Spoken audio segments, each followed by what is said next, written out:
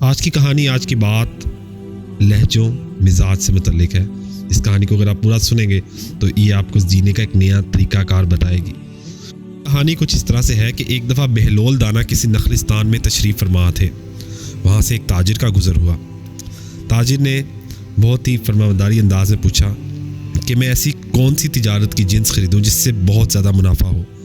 بہلول دانا نے فرمایا کالا کپڑا خرید لو۔ اس تاجر نے پورے شہر سے کالا کپڑا خرید لیا اور جہاں جہاں بھی کالا کپڑا تھا وہ وہاں سے خرید لیا۔ کچھ عرصے بعد ملک کے ایک امیر آدمی کا انتقال ہو گیا اور تمام تر لوگ ماتمی لباس کے لیے مارے پھرنے لگے۔ تاجر نے وہ کالا کپڑا منہ مانگے داموں لوگوں کو فروخت کر دیا اور اس فروخت سے وہ ایک امیر آدمی بن گیا۔ اسے اتنا منافع ہوا جتنا اسے ساری زندگی میں منافع نہیں ہوا تھا۔ اس کے بعد وہ گھوڑے پہ سوار ہوا، مختلف جگہوں پھرتا رہا۔ ایک دن اس گھوڑے پہ جا رہا تھا تو اسے بہلول دانا نظر آئے۔ اس نے گستاخانہ لہجے میں پوچھا، او دیوانے، اب کی بار کیا خریدوں؟ بہلول دانا نے فرمایا تربوز خرید لو۔ اس نے پورے ملک سے تربوز خرید لیے۔ ایک ہفتے کے اندر تمام تر تربوز گل سڑ گئے اور وہ کوڑی کوڑی کا محتاج ہو گیا۔ اسی خستہ حالی میں ایک دن اس کی ملاقات پھر بہلول دانا سے ہوئی۔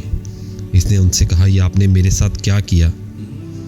بہلول دانا نے فرمایا، یہ میں نے نہیں، تیرے لہجوں اور تیرے لفظوں نے کیا۔ جب تو نے ادب سے پوچھا مالا مال ہو گیا، اور جب گستاخی کی تو کنگال ہو گیا۔ دوستو، ہمیشہ اپنے لہجے اور لفظوں کا خیال رکھیں۔ لفظوں کا چناؤ بہت دیکھ بھال سے کریں۔